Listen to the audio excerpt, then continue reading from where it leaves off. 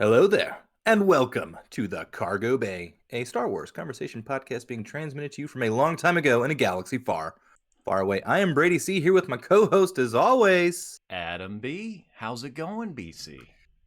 I knew you were going to ask me that. I could feel it coming. I'm doing pretty good. How about you? I wasn't prepared for that, BC. Let me get my thoughts together. I'm doing good. I'm doing great. Let me start by asking you a follow-up from last weekend. How was the cake? Oh, the cake was good. Yeah? The cake was good. Did you find a good? Did you find a good one? Tasted many variants of wedding cakes. We did indeed. I don't know if it's a spoiler to talk about the cake, but there's gonna be some lemon berry cake over there at the wedding. Ooh, So underrated. exciting. You know, also a carrot cake, a spice cake, underrated as wedding cakes. When you see them, I get excited. Your whites, your vanillas, I'm like, congratulations. But if you pick a spice cake for your wedding cake, I know it's going to be a happy marriage. Throw a little lemon in there, it's going to be a great marriage. Anything else, I have doubts. Yeah, you got to have a little bit of that citrus sour to represent, the sourness of marriage. The sweets and sours of life. um, although I did want to bring up something about another important marriage before we get into the show, BC. The very important marriage of course, Anakin Skywalker and Padme Amidala. I've been listening to the episode 3 novelization, which fills in a lot of details. I'm just saying, amazing. We get some good marriage nuggets in there.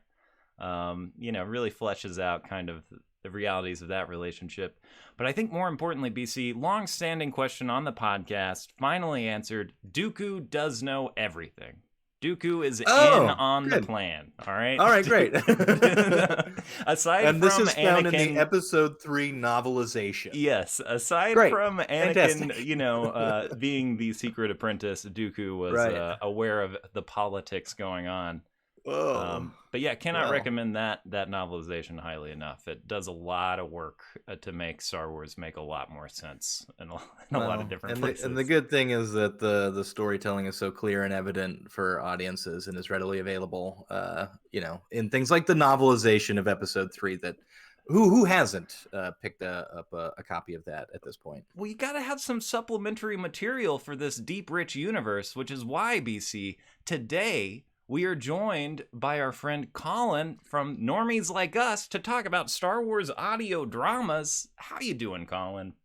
Wow. Thank you both. What up, Adam? What up, BC? Thank you for opening the doors of the cargo bay and letting me on. Hey, the marriage between Normies and the cargo bay just continues to get stronger. We've got every Normies member that we got to have that lovely conversation with about the holiday special has finally appeared. We've completed the triumvirate here on the cargo bay. You guys did maybe my favorite episode of Normies Like Us of all time, talking that holiday special. I had such a blast with you guys. And then, yeah, like you're saying, you guys had on Jacob to talk Andor. You still haven't convinced me to watch that.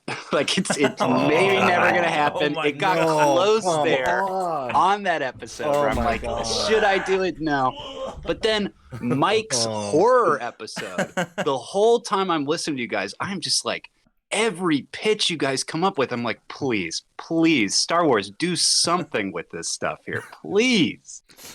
Did we? Fingers crossed. What was our best pitch at the end of that episode? I felt like we landed on something real nice. I can't. You guys did some zombie talk stuff. You did, some Ewok. You talked about that weird Ewok first person one, which I got to track down for sure. I think the best one was the Jedi and the Padawan landing on Dathomir, and the Jedi quickly getting killed, and then it's the Padawan trying to survive on Dathomir. I don't know anything about the witches, but the second you guys are talking about that, I'm like, yeah, that's the obvious horror angle. Like, that is a great idea. Yeah. Yeah, I'll have to go back and re-listen to that one. All y'all should too. It's a good up. Yeah. Hey, that's evergreen content right there. You should pick that up, people, if you haven't checked it out yet. I gotta say though, I am as excited for this as maybe any subject matter we've had on the podcast so far, because it's been many years since I listened to these audio dramas. Just to give a little bit of background, these were produced by an NPR station in Los Angeles. George Lucas gave them the rights to do it for $1 as like a work of charity to the public radio station, which honestly, like, that's a pretty good gift to be like, here, have the most popular IP of the era for you to do what you want with. And he, oversaw the production of it. It's all canon, baby. All this stuff is what Lucas, had written in there in different places. It's, there was different writers credited on it, fleshing it out, but he approved at least these first 2 audio dramas. I don't know about the third one. And of course, our big characters, we have Mark Hamill and Anthony Daniels are our main movie star cast in these things. And they're each about 3.5 hours long, if you don't count the mini interludes of here's 5 minutes of John Williams, between each episode. But that's all the background I got. I think that's most of what's relevant. Yeah, I think it's really good too, and contextually, I think not to always tie things back to the wonderful Star Wars Holiday Special, but if you think about when these came out, we weren't in the Disney Plus era. You couldn't go to your Target and pick up your Star Wars toys like crazy. You couldn't just pop on the D Plus. You couldn't hop on YouTube and just play your favorite scenes. It was like it was the desert of Star Wars content. So this must have been like a pleasant surprise to hear on your local NPR. Yeah. BC, we had talked on Normies, like, if you liked Star Wars and you're a little kid and you're like, Star Wars is my life. And then they go, well, there's nothing else. You could watch this holiday special. We were like, well, that would just turn you off completely. Yeah. But to this credit, it's like, you sat down and your parents were like, okay, tonight, I know we don't listen to the radio or whatever, but there's going to be like 6 hours of Star Wars content. And you're like, well, no, Mom, I've seen the film 1977 Star Wars. I know that that's a short movie. What do you mean hours worth? And they're like, buckle up. I mean, you must have been fucking excited. Yeah, you would have had to have been. I was startled as a child when I listened to this, and it was like, whoa. And especially because Mark Hamill is there, and as a child, I didn't know the names of actors. So I wasn't expecting for there to be a different Han Solo eventually. The first hour or 2 of the first radio drama, I was like, what is going on? These are like extra scenes here. And some of them really consequential. I'm not planning to talk about the Return of the Jedi one, which came out in like 1996. There were some years in between. But I did read that one has a scene with Mara Jade in the beginning. So they're starting to fold in the like EU canon at that point. But this was like really some of the first expanding of the universe. Yeah, I just wanted to piggyback off of the Mara Jade thing too. This was based off of Anthony Daniels refusing to play a scene with Boba Fett. Because he came in with that movie star cachet and was like, I wouldn't be on friendly terms with Boba Fett. So they switched the character to this undercover Mara Jade character because apparently Anthony Daniels pulled his Star Wars card out and was like, nah, C-3PO would not do that. So you got to remove Boba Fett from the scene and put someone else in. So undercover Mara Jade. There you go. Tony Daniels, man. Incredible performance as C-3PO. Wouldn't have Star Wars without him. Seemingly a big ol' a-hole. Well, yes. So real quick, I'll just say my history with these is that I'd never heard of them before. When we did the holiday specials, I ended those on YouTube because, of course, none of this stuff is like officially released by Lucasfilms Disney, quote unquote. And it rolled into the YouTube link into the New Hope episode. And I just like fast forward by an hour, listened to a bit and was like, this is amazing. And then pitched to you guys like, we should talk about these. Have you guys talked about these before? Now you said no. Now, I didn't know anything about these. So getting to listen to them now for the first time, you guys talking about Mark Hamill and stuff, like the one thing I like maybe brag about in my life is like being able to like identify voices of things, just like hearing things and being like, I love cartoons and podcasts. So like, I'm so into audio that it's like, oh, that's, Billy West, that's Fred Tatasciore, that's Grey DeLisle, just these incredible voice actors where I'm like, I love hearing their different performances and stuff. Now, I was about 2 hours into A New Hope where I go, God damn, the guy playing Luke Skywalker is killing it. He is amazing at this. What a performance he's given. And then, of course, at the end, they're like, and Mark Hamill. And I'm like, oh, my God. And Mark Hamill, of course, a huge voice actor now. So it absolutely. I wonder if this is his first taste at doing stuff like that. That's a good It had question. to have been one of the first things, I would imagine. I mean, because if it came out in '83, I mean, that's still relatively hot off of the heels of the actual trilogy. So Yeah, I think the first one came out in '81, and then Empire came out in '83. Yeah, you're right. My I God. think. Yeah, it's amazing how game he is to do this, and what's really fun to me is listening to him do line reads that are identical to the movie performance. Yes. Like there's something really strange about that to me, where it's like, I don't know, it shows that you're game, but also that you like what you did already. You know, like you're like, yeah, I'm Luke Skywalker, and I'm not gonna make a new choice here. This is pretty much already. I kind of nailed it. Now, meanwhile, you've got the guy playing Han Solo, who I assume is from Boston. I did not look it up, but has a wicked hot accent the whole time. Yo, princess, come on, we gotta go in the Starfighter. Who gives his line reads to. Like, there's so much. We'll talk about the supplementary material. We'll talk about like just how expanded these things are. But because they're audio dramas, so much of it has to be descriptive to keep you engaged in the format of like, all right, I'm about to cut open this tauntaun. God, it's so snowy out here and cold on the planet Hoth. And you get all that buildup. And then when he's about to do a Han iconic line of, they smell better on the outside. Instead, he's like, they smell better on the outside. All right, let's get in here. Look, like his energy is like, I'm not Harrison Ford. I'm not even going to try to be Harrison Ford. It's incredible. Now, BC, at one point, I think you sent me a text message that said Han Solo is doo-doo or something. You were not a Perry King fan, I understand. Perry King, wow. Shout out to Perry King for doing his best, which, and it's perhaps not fair of me to be comparing his performance to that of Harrison Ford, actual movie star. So, I mean, he didn't have the easiest role to step into because the expectations were pretty high, but I was just kind of like, meh.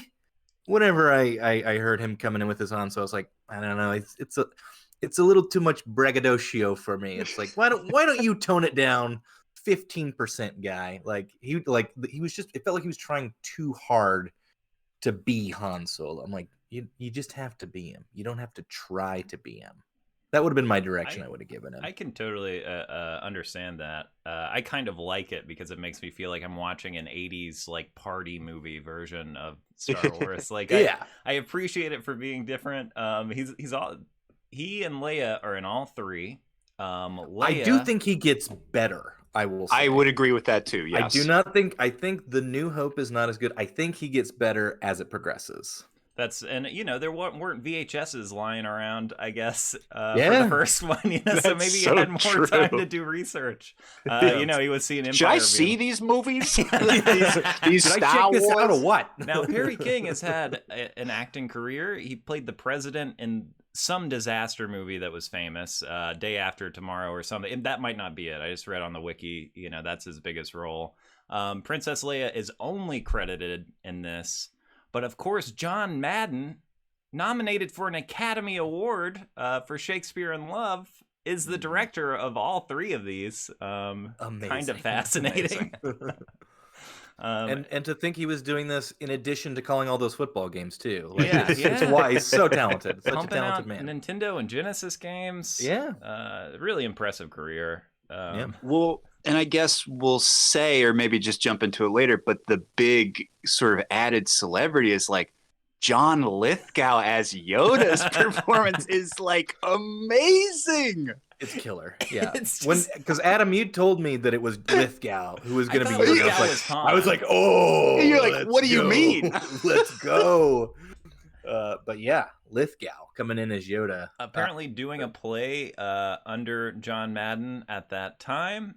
Because it is funny to me because it's just like, I guess it's kind of like, how for a while people couldn't figure out how to do an Obama impersonation and then everybody could. Like maybe it's a similar thing with Yoda. Just gotta dial it in. Yeah. You're absolutely right. It's like I know, 8 people in my life who could do a more accurate Yoda than John Lithgow. Well, and it's funny to me too because there's such a gap between Empire and Return of the Jedi in terms of when these were recorded. He comes back and does Return of the Yeah. Jedi, which is like in peak He's Third Rock from the Sun. He's like, Wow. yeah, he's like a real celebrity at that Yeah, he's like a network television star. You want Yoda on your resume, you know? Like, Of course you do. just- Yeah, Absolutely. because he was auditioning pretty hard at that time for lots of things. He's like, but have you seen the Yoda on my resume here? And they're like, oh, Mr. Lithgow, please write this way.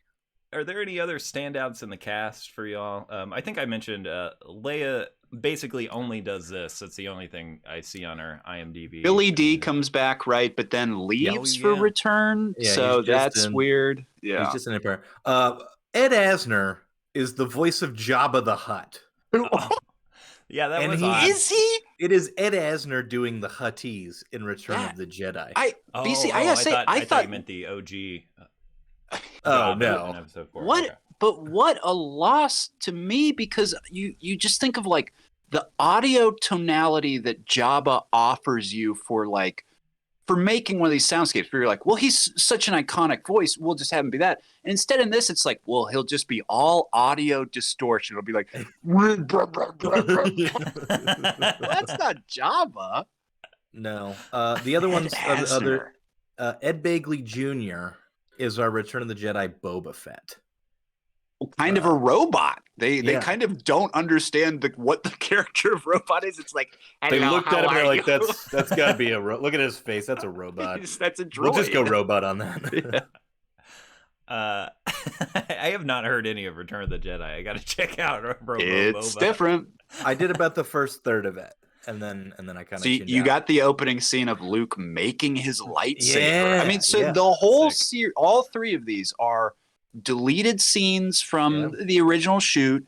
Yep. Deleted, stuff from early drafts of the screenplay, and then of course just additional endless material of, can we have an hour of Uncle Owen kind of just asking Luke if he's done his chores, and they'll just kind of like list off what those chores are, and just like the different characters.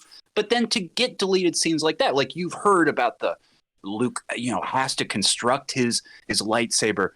Adam, this scene is him being like, well, here I am. And it's not Mark Hamill for the third one. Here I am in old Ben's house. Man, it sure sucks to be here. I guess I got to work on one of these lightsabers. Yeah, what is it that he used to say? Do or do not. There is no... Like, he messes up the Yoda quote. He says, like, there is no try. I mean, do or do not. There is no try. Like, he does, like, a second beat on it. It's amazing. It is a pretty great scene. And you get the moment of him being like, wait, I can't just be he's like, I've tried it 10 times by reading the instructions. Wait, maybe I should use the Force. I'll just feel it. Yeah.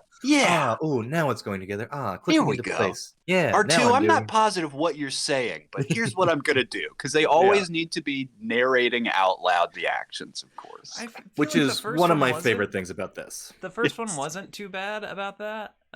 It's not.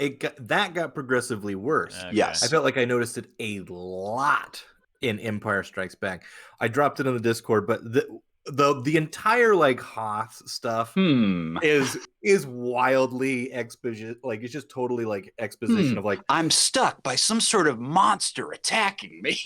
and my lightsaber's over there to the left of me, in the corner over there, out of my reach. And look, I'm hanging upside down by my feet. You're just like, yeah, we got it, dude. Like, we know you're in a pickle, but it just sounds weird to be describing it, even though, I mean, that's intellectually I understand that it's because people can't see. You're not watching happening. it. Yeah. The easiest way to do that is just, you don't do that scene. You have Han rescue him, and then when he's healing, he's like, yeah, I was attacked by a snow beast. And I saw Obi-Wan like in a vision. Well, you can't leave out that audio excitement that happens when he's describing how he's hanging upside down and then takes out the Wampa. How can you leave that on the cutting room floor? And the descriptive stuff getting worse as it goes along is more and more scenes like that. Early on, it's stuff like Anthony Daniels will say, oh, we've been taken into the Sandcrawler, which is a device that the Jawas use to travel through the sand. And of course, they're holding us captive now. Like, the weakness in that stuff is that any describing of Star Wars or saying these proper nouns and stuff, which are what they're called, and maybe this is like the first time they are saying that stuff, I guess. They make a big point about Vader's his prototype TIE fighter. They say that like 8 times. Yes, like 100% they do. And when you're watching Star Wars as a kid, you're like, I don't know what the Sandcrawler is. Like, I don't know those words, but like, I can see it, and I want to know everything about this world. And then you're buying the books, you're listening to the supplementary material, the comics, all that stuff. But in the radio dramas, for them to just endlessly be like, Uncle Owen, what do you think of this R2 unit, which is a small blue droid? Do we want to buy the small blue droid, Uncle Owen? He's like, guys, relax. Yeah, they were pretty nervous back in those radio days. They're like, we got to describe everything with all this visual medium that's taking over. It's so misguided because the sound design is really good because they have all of Ben Burtt's sound effects and all the music, and that does a lot of like the opening of the Empire one is, you know, X-Wings out on patrol and added scene. It sounds great. It sounds amazing. Adam, you said these interstitials that they'll do where it'll just be like fade out of the scene, blast John Williams score where it's just like, well, for 3 minutes, like let you sort of like rock out, and then like do some cool soundscape stuff where it's like the transition will be Vader's breathing will come up over that while the score sort of like comes down, and you just have like a silent scene of him breathing going into a Vader scene. I'm like, oh, what a dope transition. Yeah, really cool. Like whoever was mastering the levels on this, like everything is mixed gorgeously. Like superb. It's very nice. No flaws with the audio design, and it is fantastic to be like, here's the John Williams library, here's Ben Burt, go nuts. Because like anytime the Force theme starts to come through, because that is super powerful because you're not seeing those things, but like just that melody that John Williams has for the Force theme, which is my favorite piece of music that he has scored, I'm just like, something amazing is happening, and it's in my imagination, and it's just these notes that he's put together, you know? And then other time the music will stop, and like the guy who plays Obi-Wan, who I assume gave up smoking opium that day, will be like, we just exited hyperspace, which is, and he'll kind of like go on like a little speech about explaining that. And you're like, okay, yes, interesting. Let's talk about Obi-Wan for a second, because I liked the person playing Obi-Wan fine, and I like the expansion of Obi-Wan as a character that we get. I feel like one of the characters that's best fleshed out, and you know, we get like extended training sequences with Luke and Obi-Wan being like, look, you really shouldn't have a lightsaber yet, but like, what are we gonna do? You got to start with lightsaber training. There's the scene that is added of him negotiating with a different Corellian smuggler, where they're setting up the transport contract. Well, maybe you should go with this Han Solo instead. He's had some bad stuff going on. Oh yes, I'll think about that. This is his co-pilot, a Wookiee. I can speak Wookiee. And they have a whole scene of him just in Chewie talking that you're like, this is hilarious. Then they pause it to do the real stuff, Luke fighting at the bar, and he's like, hold on, I'll be right back, Chewie. Does the lightsaber thing, and he's like, all right, are you okay? Everything's fine? Great. Okay, Luke, let's go over here and negotiate some more. It's brilliant. Man, the Wookiee issue, the rebellion comes off as pretty speciesist. When Chewbacca shows up, they're like, oh, gross, a Wookiee. Multiple characters. Luke literally says, a Wookiee? I've never even seen one of these before. You're like, oh, wow. I mean, I think Luke is a farm boy who, you know, uses terms like sand people and other things. I think Luke's got some, you know, maturing trying to escape mega country. I wanted to mention I have this problem in my life now where I don't hate it. I'm getting really tired of hearing the Star Wars theme because, like, for example, I don't watch anything at all. I play a lot of Star Wars video games. I watch a lot of Star Wars. So that plays, I'm constantly having to mute that in my apartment because it's just embarrassing that happens like 8 times a week. And with this, it would be like I was in the shower and it would give me like 5 minutes of audio and then be like, da, da, da, da, da. And I'm just like jumping out of the shower to try to turn off my so my neighbors don't just like know me only as the Star Wars boy upstairs. I had a different reaction, Adam, in that I would play these before I would go to bed. I would do like an hour a night because, of course, they are gigantic. Yeah. And would set them down and sort of like truly just like lay back, look up, and just like listen to them, like a kid, like crouched in front of the radio. And there were so many times where the scenes would like just wrap me up and new stuff would be happening where I would get up, reach over and grab my phone and look at it and be like, oh, there's not any visuals to look at, you idiot. It's just the fucking radio. And I would like lay back down and I'd be like, just imagine it, you moron. Which of these extended scenes stuck out to y'all as being, worth the addition or whatever? Well, worth the addition. I know that this is, again, how it was in the old screenplay, but like the Biggs character, I assume that's the son of the director, the way that the Biggs character is expanded so much. Coincidence, Biggs, the person who plays Biggs, was married to Karen Allen for 10 years. Very weird. That's just a weird, very weird Lucasfilm connection. But yeah, I don't know. But I mean, you have scenes where he's like, Luke, working on your speeder. Biggs, I thought you had left for the academy already. You think I could say goodbye without seeing my best boy? Where I'm like, okay, what is this relationship? Yeah. And then the end of the movie is him, every scene before they go off to fight the Death Star is Leia being like, is this Biggs Darklighter who you've been talking about? My God, he is as cool as you said. Yo, Luke, this is your wicked friend, Biggs Darklighter? Oh my God, he's as strong and tough as you made him out to be, bro. Yeah, I got big like varsity JV quarterback vibes from the two of them with maybe a little bit of sexual tension, which honestly I thought was fantastic.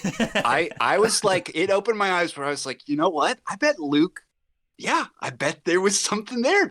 He's a bi guy in Star Wars. It could be. I don't know. It was very interesting. That's of course, Mark Hamill's take is, if you think Luke is gay, he's gay. He has said, like, if you want to think Luke is gay, he's gay.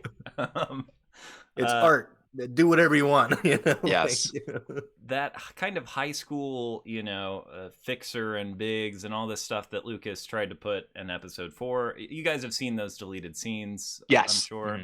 Mm-hmm. This is an interesting thing to me where the original Star Wars benefits so much from being cut down and being like, sorry, George, we do not need this. Whereas for example, episode 3, there's so much in this book that I'm reading where I'm like, well, gee, that would have made more sense if we would if we would have known all this.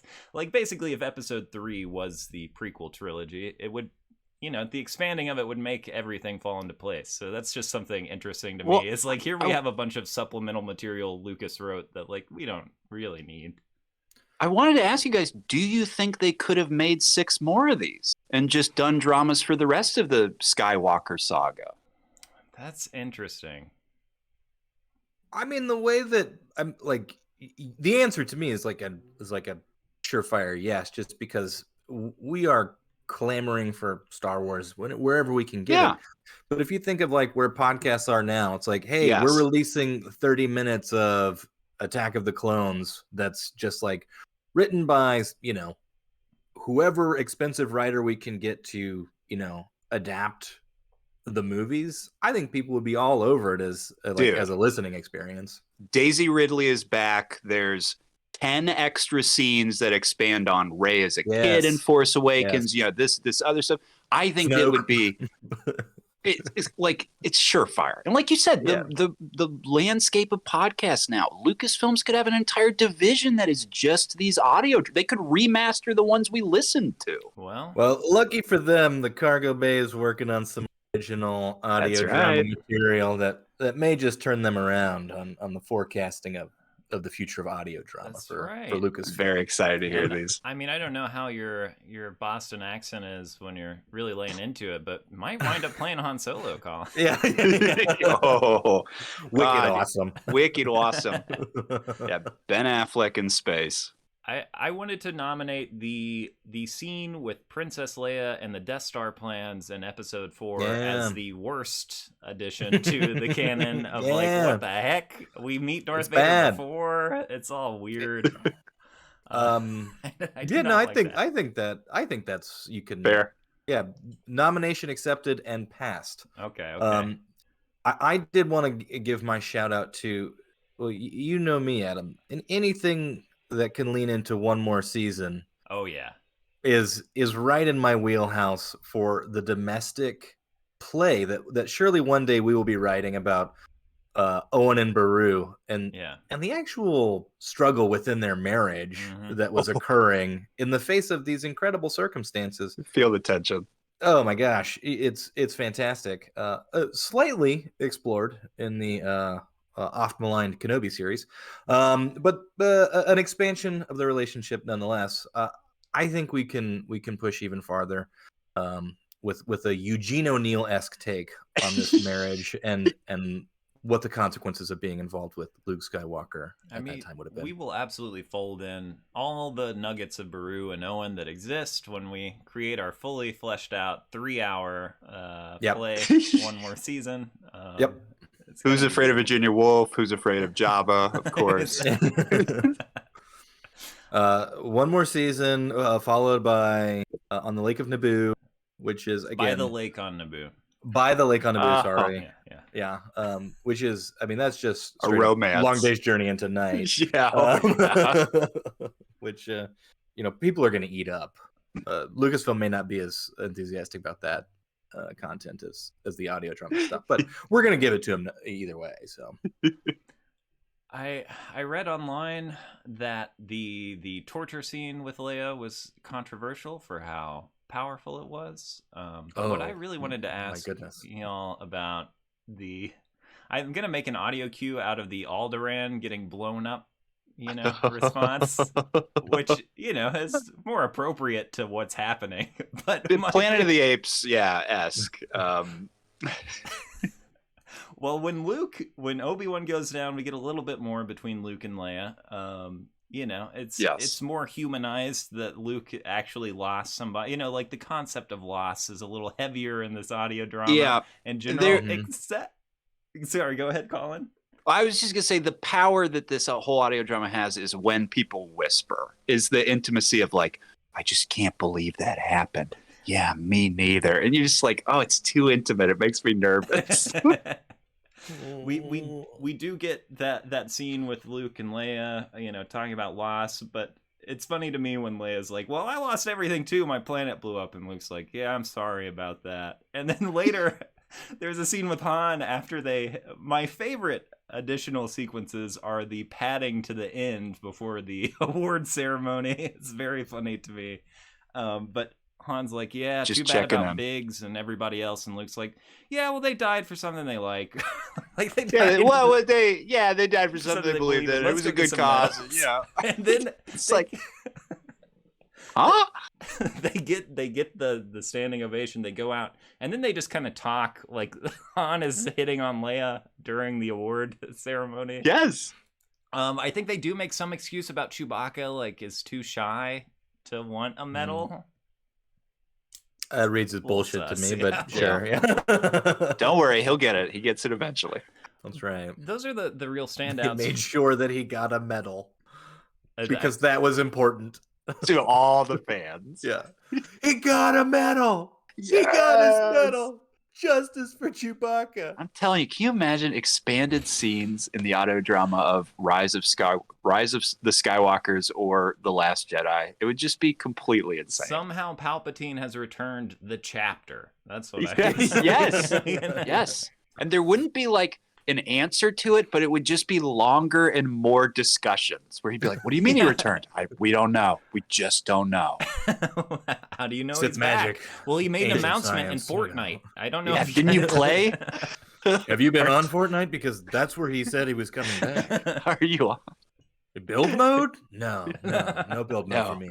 No, you have to go only to in the the Royale. special menu and get the special event and go see the Palpatine announcement. Yeah. I was gonna ask though. I feel like I'm missing some stuff. I've talked about the Obi-Wan stuff being pretty good. Expanded lore. But is there Added anything characters? How about like in Empire Strikes Back, the medical droid is like a character, gets a wrap up at the end, but also gets individual speeches with Luke where he's like, well, you have to understand in this war, like, I used to be an Imperial medical droid, so technically, like, there are good people on both sides or whatever. And you're like, okay, All this right, is very both strange. sides, everything medical droid, okay. Centrist medical droid giving me a speech, and at the end, like, Luke's like having a seat. He's like, hold on, let me ask the medical droid if my hand's done yet. Hey, is my hand done yet? He's like, no, not yet. He's like, oh, Leia, did you hear? My hand's not done yet. What is this? So hold on, Leia. Because people can't see. I just want to make sure everyone who's listening understand. I'm getting a hand, a robot hand, and this robot is actually making that hand. And he's still not done, but it is going to be going where my hand that was previously cut off. Because you do get a moment of like, oh, there goes my hand. Like, yes.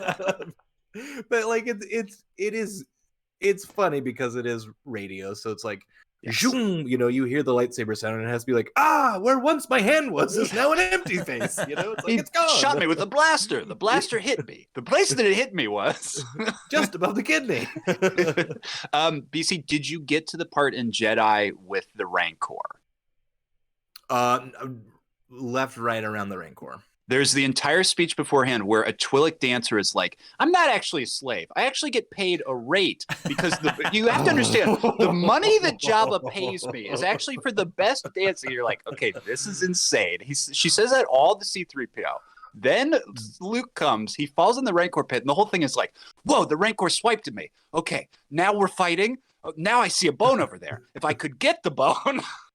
Yeah, I heard the 3PO conversation with the where I was like, it's because I'm so good at it. You're just like, okay, oh boy, cool. But yeah, I missed the Rancor. I will finish Return of the Jedi, but not having Mark Hamill in it. I mean, it hurts. It does hurt. I mean, God bless the guy for trying. He does a pretty decent Hamill, but yeah, he does. He tries something, unlike he really Robert, does. Whatever you guys said his name was. Yeah. It's a difficult voice to match. I feel like it's just normal enough to be difficult. Just again back to the voice quality of it all, and just Mark Hamill being a voice actor. It's like you listen to how high pitched and innocent he used to play stuff, and then you watch like regular show where like his voice is a character who like talks like this the whole time, and it is fucking impressive what he can do. Yeah, that was what I was going to say earlier about listening to him replay Luke, is like he deepens how weak Luke is and how like childish Luke is, which is, I don't know. I like that because that was a complaint growing up, was always like, Luke is a crappy main character because he sucks. And I'm like, I relate to him sucking. And it's impressive too, because like his voice has aged obviously since he was in New Hope, but you still like, I'm like, did he record this like right at the same time that they were doing New Hope? Because it like tonally, it's a match, but you're right, it is almost even more like he brings more youth to it somehow, even though his voice is much more mature at the time of recording. He clearly liked it. I think he went into the booth and was like, I can focus all my energy on like just this, opposed to like when you're behind the camera or, you know, in front of the camera, it's like your energy has to go to, am I moving right? Do I look right? Do I sound right? All that stuff. I mean, he really found his niche. I mean, I remember when someone first told me that he was the Joker in the Batman animated series that I absolutely loved and was like, shut the fuck up. No, he's like, not. That's not Luke Skywalker. They're like, no, Luke Skywalker's Mark a Hamill. movie star. Yeah, and they're like, not really. They're like, no, he's the voice of the Joker on Saturday morning now. You're like, oh, cool. But yeah, I mean, his voice acting is, I mean, legendary at this point. And this has to have been one of, if not the first foray into voice acting. And giving him more scenes, like the whole thing in Empire Strikes Back, where it's like he just gets knocked out, and then Han just brings him back. Instead, they have this like them surviving on the harsh plains of Hoth. Thanks for coming for me, pal. You think I could leave you behind? No, you're my best pal. What are we gonna do out here, man? It's so cold. Ah, yeah, it is. And they're doing like Marvel style quips to each other. Yeah. There's a few more quips in this in general, including from Yeah. Obi-Wan, which I liked. Yes, absolutely. We got some humor, and also there's a lot of another thing. It kind of expands the universe. As you talked about the medical droid, we get more insight into how people at this point in the Star Wars canon feel about droids.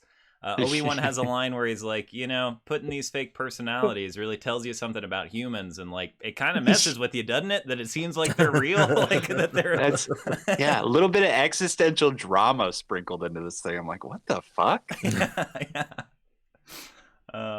I like the Jedi stuff. I like the droid stuff. We don't really learn that much more about the Alliance, or really the Empire. I feel like that I could diagnose. No. More about Vader, but nothing really good. Yeah, the Vader guy is good, Yeah. I would say. Yep. He's the special effects are really played up and saving the show, because that's so tied to the character, but he's given a very interesting performance.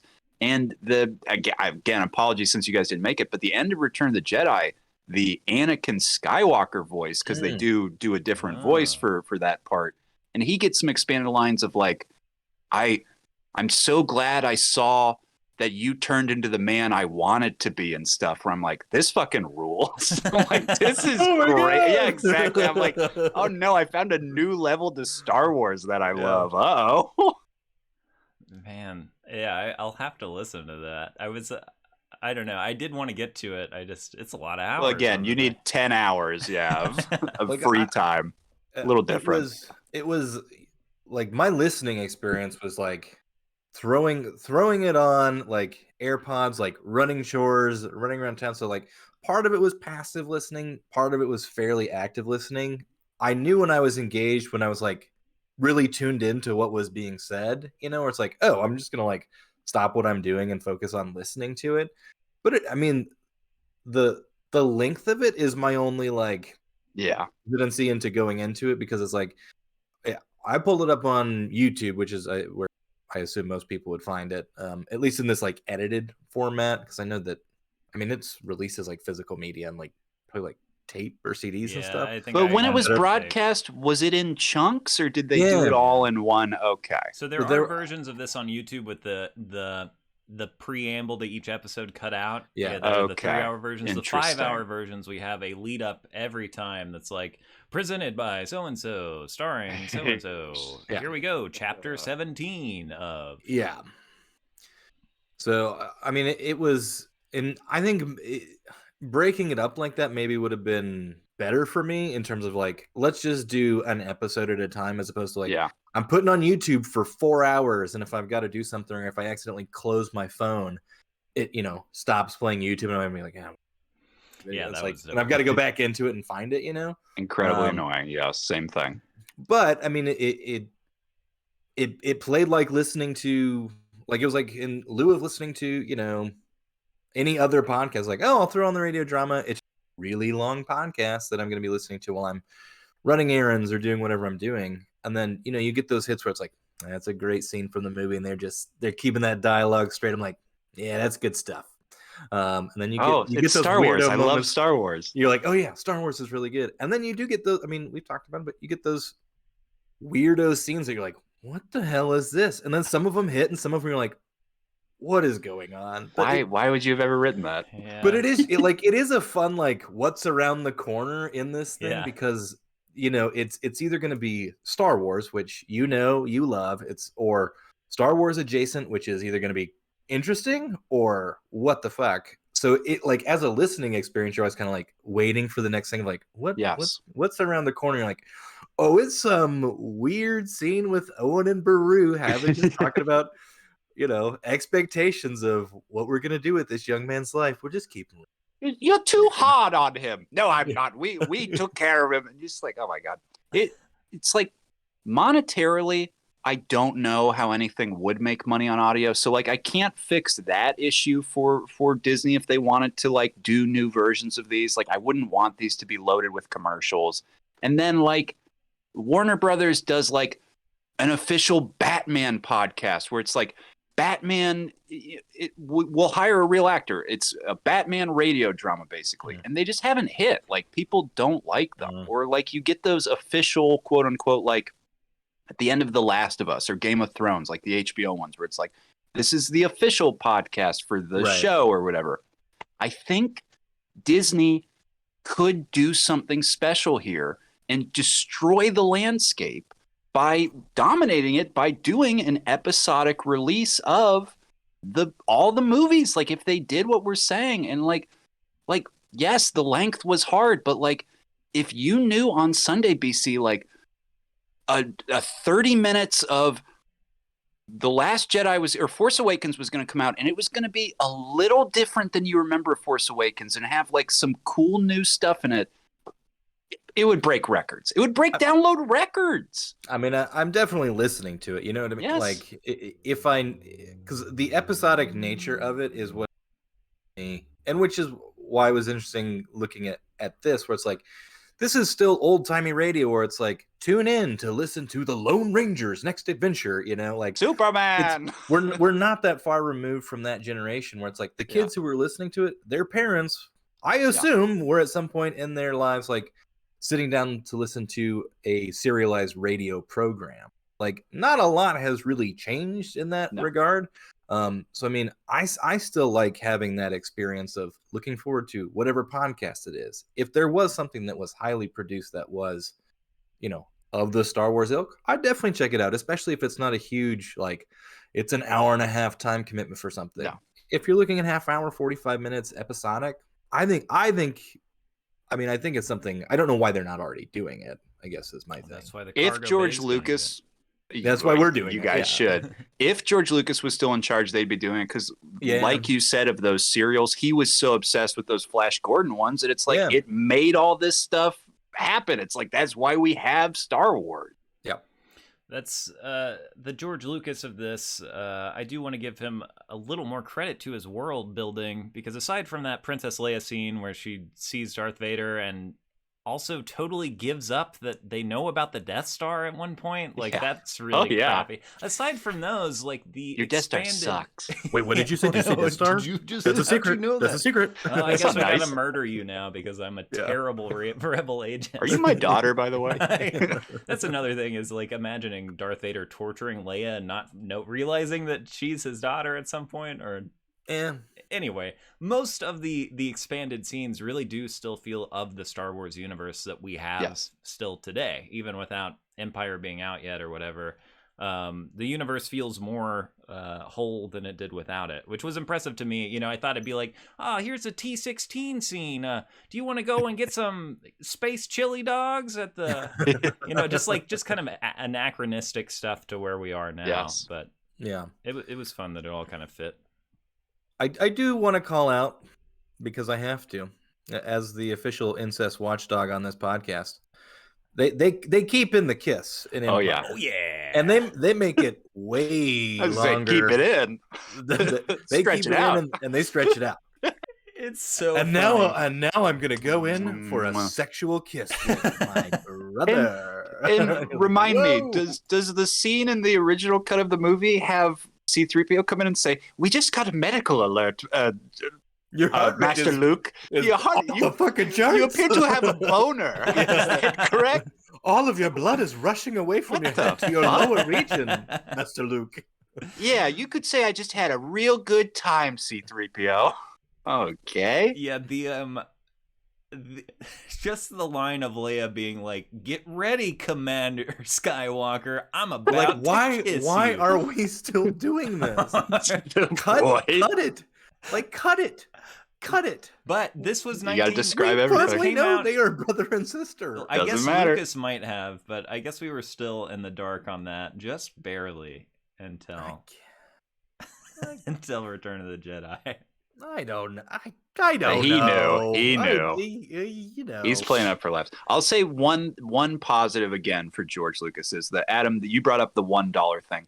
I'm a huge Stephen King fan, and he also had this thing called Dollar Babies, where he takes his short stories, you know, not the big stuff, but goes like, if you're a young filmmaker, $1. I'll give you the rights to, you know, the dumbest short story you've ever heard, but it's a Stephen Yeah, King, you so can at put my least you'll name have on like it. a name on it. For him to do that to NPR, George Lucas, I mean, he could have gotten, an extra billion off of this. So, well, it was through the USC radio program, so I assume there was some kind of like connection through college credit for some intern who's like, I'm making the Star Wars drama. He's like, I remember when I went to USC, and then he's like, I can write the shit out of this off of my taxes. So yeah, no kidding. But yeah, I mean, totally to his credit that he could have, I mean, made a lot of bank off of this if someone would have been willing to pay for it. But was like, here, do $1 for each one. We're square. Yeah, it was probably would not have happened otherwise, I guess. No, definitely not. Well, because I mean, this is all coming from a very reputable source, Wikipedia. That even after like paying $1, like writers, actors, everything, like the budget for the first one was $200,000, which is a lot of money. But relative to what it would cost, I mean, a Star Wars radio, like a radio play, you're like, $200,000 is pretty decent for producing a Star Wars in any form, So, and again, they've got most of the special effects, the music that they're just getting to you, but it's not. Once again, just to say to your listeners, if you're all not going to listen to these, it's not like they're just the audio of the movie. No, they are complex soundscapes. Yeah, they put in every audio cue possible. And I guess it's better in the first. I haven't finished Empire, but I'm guessing that the audio is not quite as good if they're constantly talking about what's going on. Yeah. This is some of the best Star Wars audio I've heard listening to very many Star Wars audiobooks. They're always kind of trying to do stuff like this. The best ones are still Shatterpoint, and the Episode 3 novelization on audio also is really good with the sound design and mixing. When I listen to the pod and you guys push the books, and I've never done any of that supplementary material, but it did occur to me after listening to these where I was like, oh, that Mace Windu book that they pushed, like I could just get the audiobook version of that. I looked it up. There are those. And then there is one more audio drama of, like, is it called Dark Empire or something? It's not Shadow of the Empire, but like one of the other books or the big main sort of old canon. They did do one more drama. I'd like to hear that too. They did. Legacy of the Force was an EU series that they abridged those books and turned them into more tightly like kind of designed audio pieces. So they turned 16-hour books into 3-hour audio productions. That's perfect for me. That is like my wheelhouse, dude. Awesome. They are not good because the source material is not good, but they're fun to listen to. But it's stuff where it's like, this book is about Boba Fett looking for his daughter who was out to kill him because he was abandoned her as a child or whatever. Like, it's like very deep EU, like I'm gonna like it more than the series stuff. Though. I'm gonna like it more than the Boba Fett show though, Adam. So it's gonna have that going for it. Wait, you don't think the Boba Fett show is one of the greatest shows? If you didn't like Boba Fett, I'm weird in that way. You're gonna hate Andor, so definitely don't watch Andor. Yeah, I don't know, guys. I just don't know where I'm at with Star Wars right now. I'm having I know that that's the best, and as you guys said, it's the best, and nobody watched it. And now it's like, am I excited for Mando season 3? I'm excited because I liked this show, Mando. I'm bugged that there's this weird storyline truncation of this book of Boba Fett stuff that I had to watch that seems to be putting it in a direction that I don't want it to go into. I do just want to divert us quickly into what is coming with the Mando season 3. A lot, like the most recent advertising, like promotional clip that I saw was straight up like, the baby came back to me. And like him walking and doing cute magic, and them being like, we know where our money is. And then listening to you guys tell Mike the other day about the Skeleton Crew movie where like my brain, like something like fired in my mind where it's like, oh yeah, Jude Law's gonna be in like a Star Wars. Like, it almost made me feel sick thinking about what the future of Star Wars is. Then I'm telling you, if you want your faith restored, watch Andor. You don't even have to restore your faith in the franchise. It can just put you back in the correct headspace, which is, I will enjoy what I will enjoy and stop caring about everything else. If you like Star Wars at all and appreciate it on a level that's more than just like surface, if you appreciate good storytelling, period, Andor is it. And the fact that it has a Star Wars facade is just like icing on the cake. Hell yeah.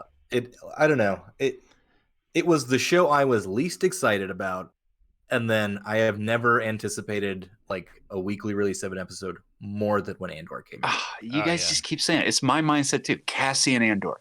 That character for a show? Exactly. Hardly though. It's not really even Andor's show, I would say. Wow. It's real. I mean, it's an ensemble show. It's weird that they had to be like, stick Andor's name on it because people maybe know him from the Rogue One recognition. Everybody loves Andor. Yeah. Well, famously, the character took off right after Rogue One came out. Andor, the name on everyone's tongue. But it's like if the first 3 episodes don't get you, get out. Get out fast. Jettison. Okay. Yeah, but probably never watch Star Wars again. Yeah, probably give it up. But I did the Obi-Wan pilot at Adams. We did such a joyous. It was just like that. I felt so good about it. I was like, I do love Star Wars. Who am I? I do love Star Wars. What was I talking about, you fool? And then it's just like the next week it was like, no, I don't. No, I don't. I don't like the adventures of little girl and old man. No. I'm gonna get that in The Last of Us. I don't. And now in Boba Fett, now in Mando, you'll get it.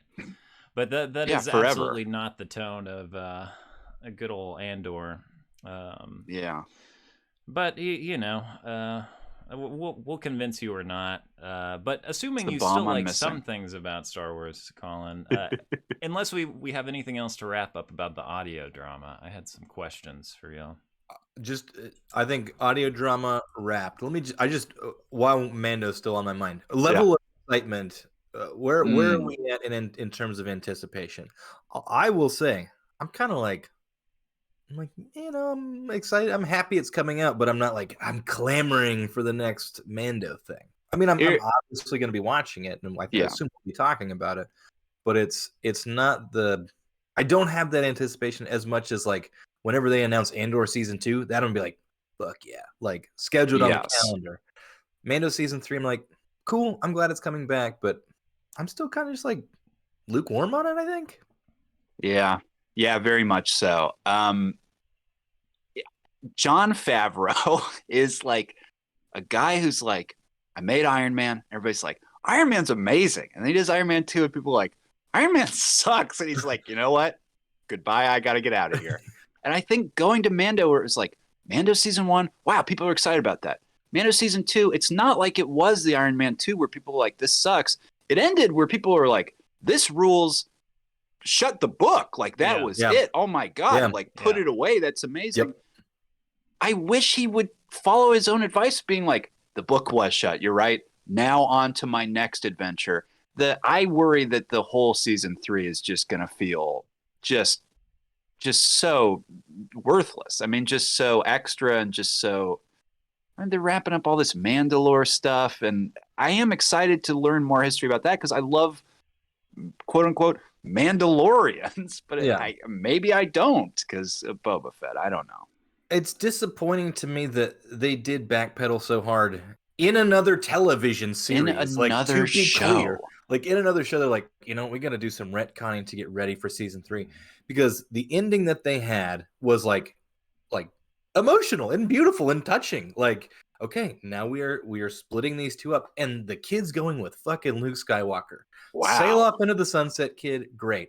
The Mandalorian's on his own path, and Disney's like, great, fantastic storytelling, but wait, we've got to sell some more baby dolls. So why don't you work that little guy back into this? And it's like, and I don't know what that is. I mean, that's the cynical part of me thinking about it, but it's like, I was much more excited about Mando season 3 right after the end of Mando season 2, when I'm like, oh, okay, cool. Like, we're dropping the daddy daycare thing and we're going into like a hardcore Mandalorian story, And that's what he showed up doing. Okay, we've got to add the baby to it. Yes. The one episode we get without the baby in Mando, he shows up in the Book of Boba Fett being more Boba Fett than Boba Fett, like cutting people in half clumsily.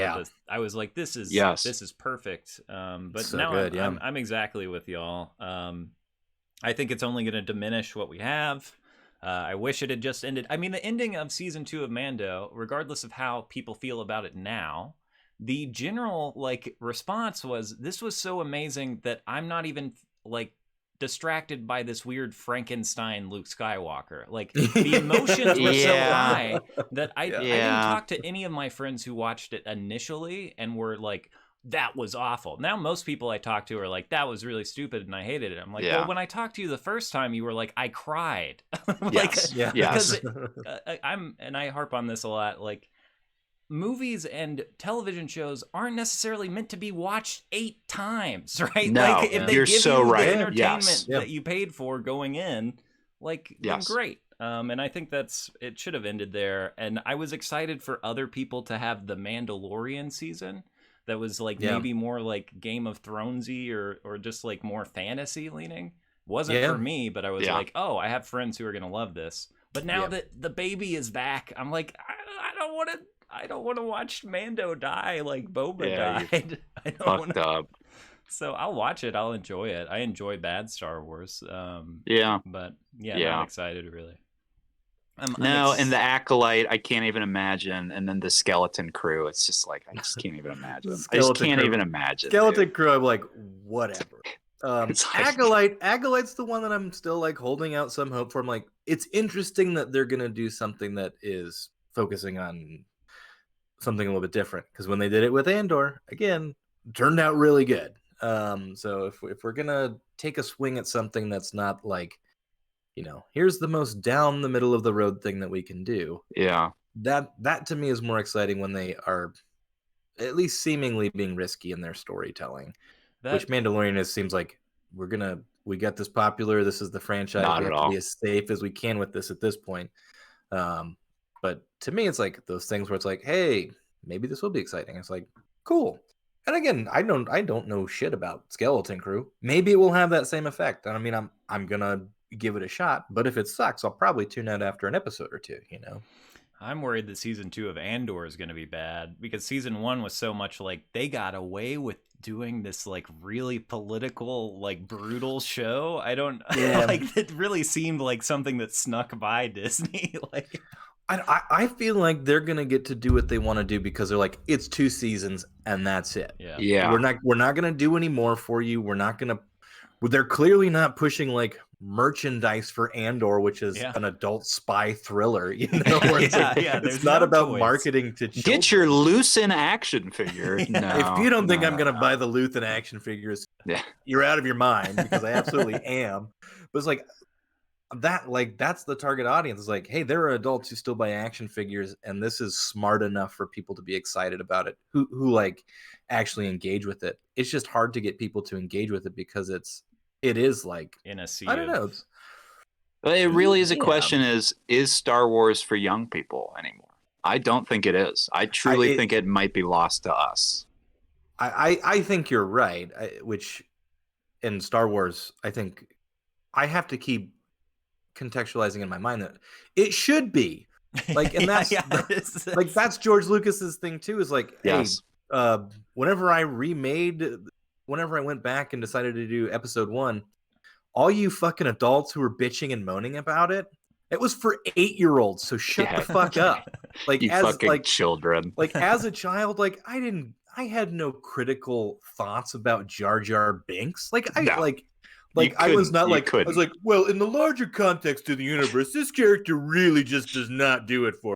Now I gotta go to recess. And it's like, no, your response was, the pod racer went fast. The pod racing was sick, and did you see Darth Maul? Like it was not this level of like analysis that we are, it's the crucible that we're putting Star Wars to in critical analysis every time. It's like, I don't know, some of it should just be dumb and fun, and sometimes it's just dumb, and sometimes it is dumb and fun. Yes. There's one of my favorite quotes of all time in Star Wars is Mark Hamill, after the trash compactor scene, was like shooting the next scene where they escape, and he was like, he pulled aside like part of the crew, like George Lucas and Harrison Ford, was like, I think there's a big continuity error here. Like, we just got out of the trash compactor. Like, my hair should be wet. There should be garbage all over me. And Harrison Ford was like, oh, the kid doesn't know what kind of movie he's in. It's like that's the answer. It's like you're in a fun movie. These things always should be fun, and I hope they just don't get away from that.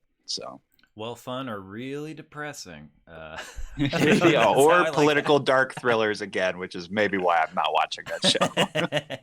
I mean, I don't know. Like, it is such a big tent now, right? Because Star Wars it encompasses everything. It's so much more than what we had when we were young. Yes, absolutely. Like, in Disney, I think, being a smart corporation, recognizes like, hey, there's sectors of this, what is now a market, that we need to appeal to keep them interested in the product.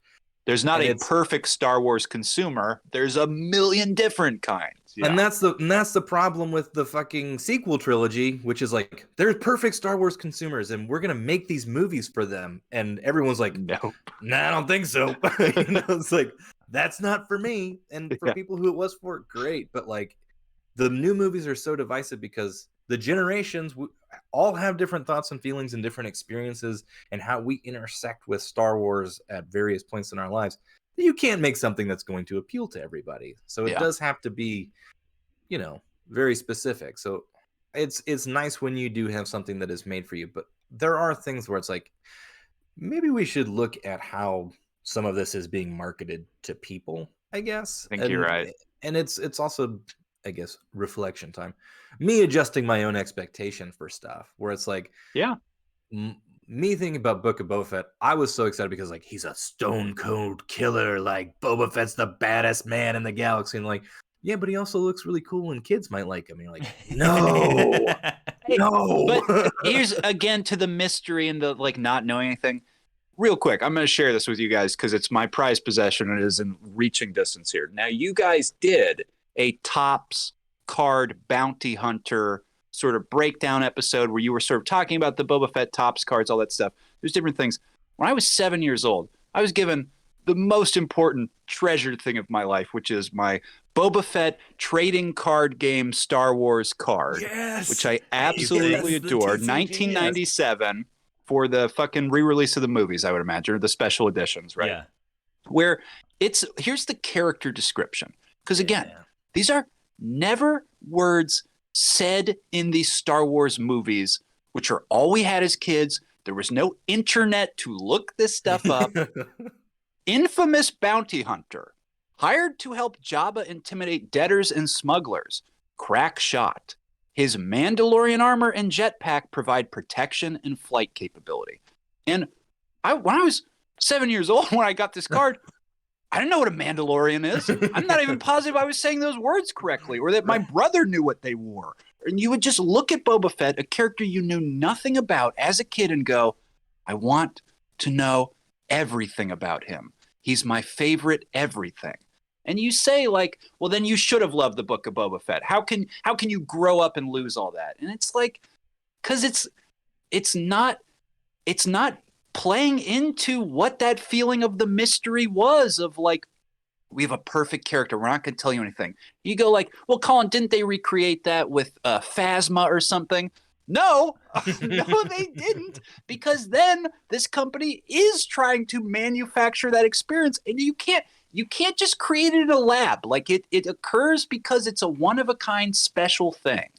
So, and I think that's why the prequel trilogy still has like this batch of fans, is because while they're not as objectively good as the original trilogy, they are weird and interesting. Yes. And I don't think that the sequel trilogy is going to have that staying power with kids, because regardless of like critical analysis, I think kids generally like movies that are good more than movies that aren't, like, and they know when they're being appealed to purposefully by these sort of committees or these like huge organizations.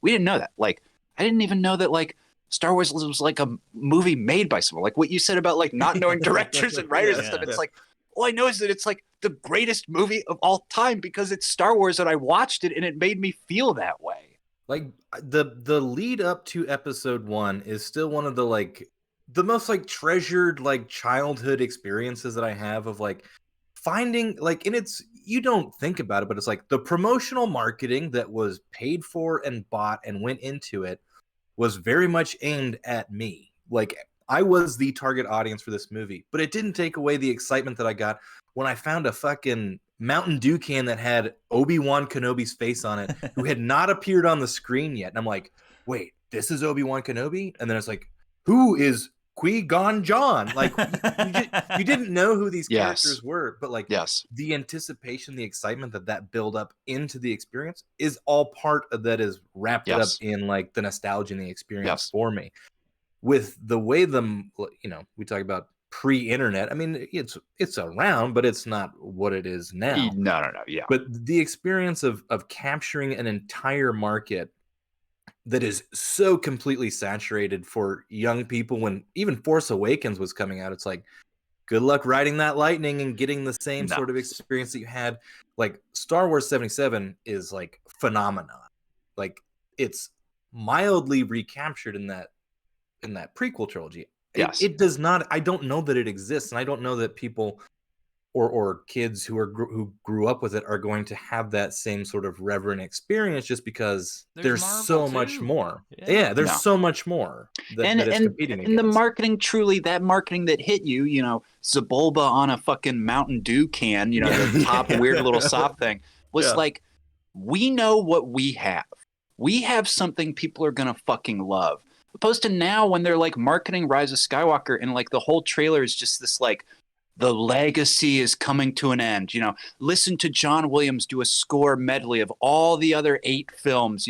It's like, what we have, opposed to us knowing what we have. It's like, because we don't have anything. We don't have anything good. We just have to hope that you think we do. And it's like, I'm just kind of playing to your nostalgia and emotions. Is it working? Yeah. No. Yep. Yeah, I think that's right. Well, I did want to ask you, now that we're all so high on Star Wars, the state of Star Wars is breaking our hearts. Yes. Yeah. What next? I wanted to ask you some Star Wars questions about your favorite universe. Please do. I'm going to have you pick 3 things real quick here. I want you to pick your Jedi Master, who's going to train you. I want you to pick the homeworld you're from and the species that you are. Oh, my God. My God. So I know this is a huge Dooku apology podcast. That is appealing to me. I would go Qui-Gon, because Qui-Gon is my favorite Jedi. I just think Liam Neeson kills. I love the whole rebel, just like, think for yourself. And obviously, he is inheriting that from Count Dooku, who's maybe grooming or manipulating a young man to be like, maybe you should come to the Sith eventually. I would hope I would not fall down that path. But I would have Qui-Gon as my leader. My favorite character in Star Wars is Chewbacca. I kind of would love to be a Wookiee and be a fucking Wookiee badass Jedi. I feel like that's the kind of fun route that's never been explored, is like a brutal, combative, awesome, not force heavy, but just like lightsaber moving, like awesome badass fighter Jedi. We haven't really seen that in live action. We've obviously seen that in Clone Wars, all the other supplementary material. You didn't see that like 5 seconds where Mace Windu kind of like does a spin and then cuts Jango's head off? That was the best fighter in the Jedi. That's no, you're right. You're right. That is true. Yes. Okay, so you are from Kazook, as we use the well, I wanted to holiday say special. The radio special, instead of Tatooine, goes Tatooine. Are we supposed to be saying that? No, that's another one of Lucas's things where it's like Leia and Leia and Han and Han, where it's just like, well, Mark Hamill changes them a couple times. And do you guys say Falcon or Falcon? I say Falcon because I say Falcon and in real life. Millennium Falcon. Yeah, I do too. I think in my mind I know it's Falcon, but I'll never say. Well, Han says Falcon and Falcon interchangeably as well. There's a lot of, Let's go to Duncan's. We'll jump in the Falcon. Wicked fast. Oh man. What about you, Brady? I don't think I've ever picked this before.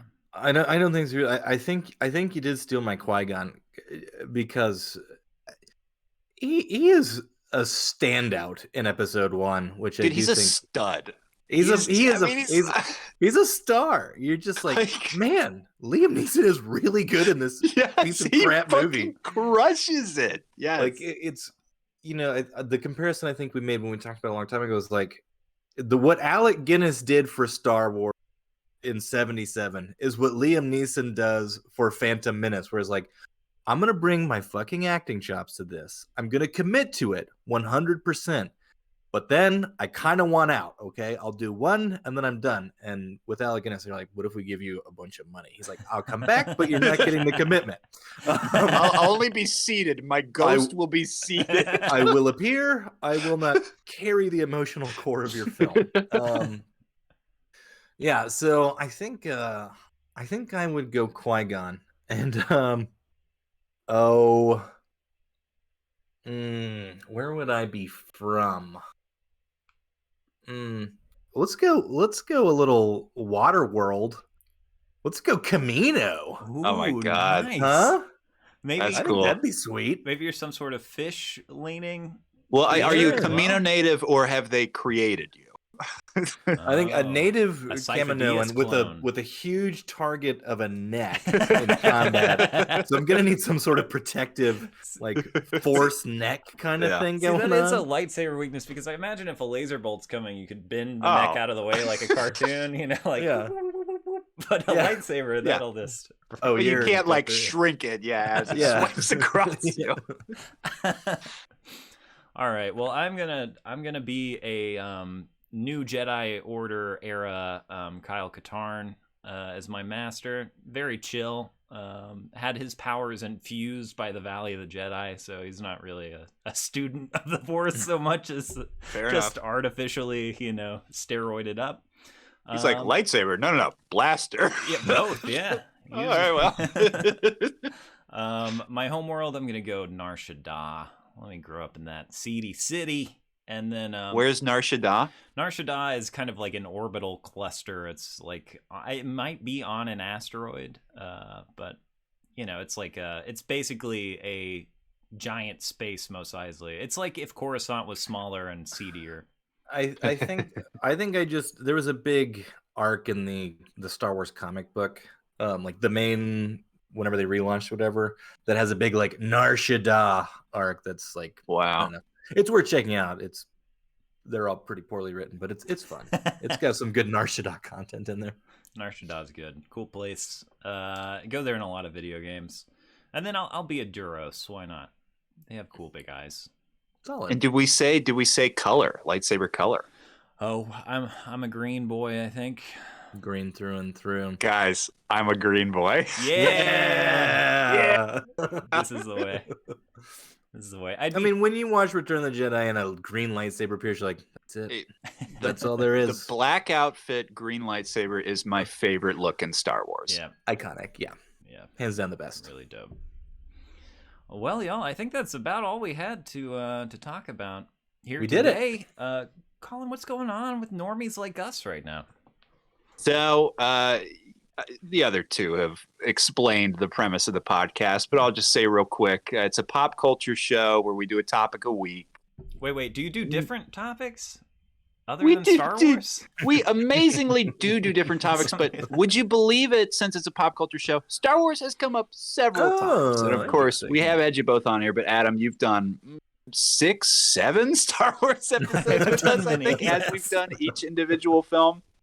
But we break down a topic every week. We try to keep it quote unquote normie. It's like, what's the thing anybody could get into? And we'll kind of talk about the nitty gritty too. And we're doing a different sci-fi series. We've been doing a long expedition, a trek through the stars, you could say. A little different. We just got out of the old Shatner era. We just did Generations, bridging the two. But listeners, if you jump on now, you're about to get to the TNG film series. So we're going to be talking First Contact here pretty soon. I really liked your Generations episode.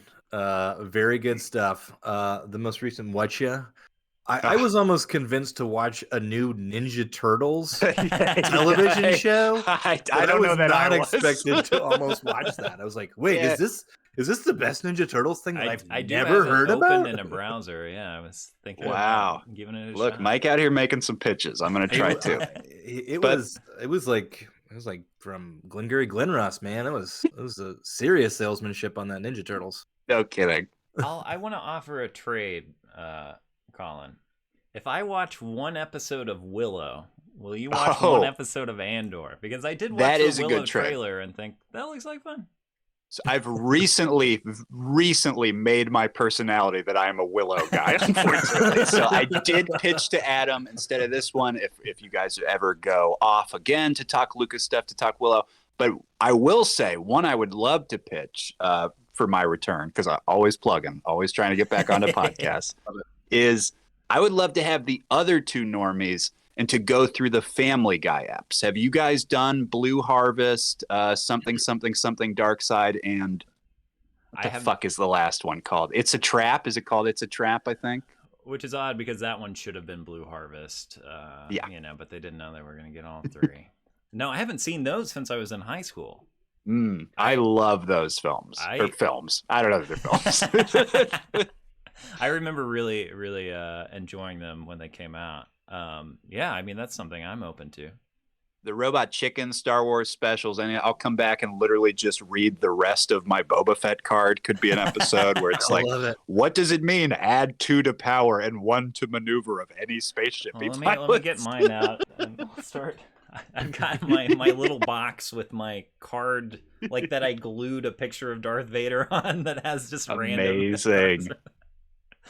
No, that sounds Ewok Caravan Adventure. Have you guys done the I was thinking about this. Is this the only thing Anthony Daniels doesn't come back to for Star Wars? Did he do the Droids and Ewoks cartoon? I think so. Yeah, he did do them. Okay, interesting. We can just do an Anthony Daniels episode where we talk about what everything he's done.